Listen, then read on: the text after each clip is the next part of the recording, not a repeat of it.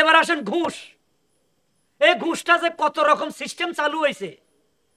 অফিসে যান, স্যার আমার ফাইলটা সই করেন।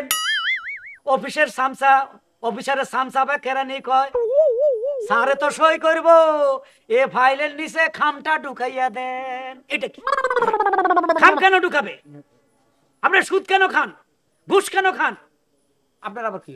আমি আসতেছি। আপনি ঘুষের ব্যাপারটা ক্লিয়ার শুনে যান, আরেকটু শুনে।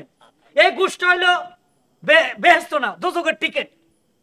এই ঘুষ খাইবেন, ঘুষালারে দেখলে আপনারা থুতু মারবেন। যে ঘুষ খায় তাকে চিহ্নিত করবে, সে সমাজের শত্রু। দেও তো আবার সেক্রেটারি চলে গেছে, ওনারও কি সমস্যা দেখা দিল। যাক আপনারা আছেন, এটা মাথায় রাখবেন। সুদখোর আর ঘুষখোরের আশেপাশে থাকবেন না। আমার মাহফিল আজকে এখানে শেষ। আশা করি সবাই 5 ওয়াক্ত নামাজ পড়বেন, আল্লাহকে ডাকবেন, জিকিরের সাথে থাকবেন। একটু আমরা দোয়া পড়ি।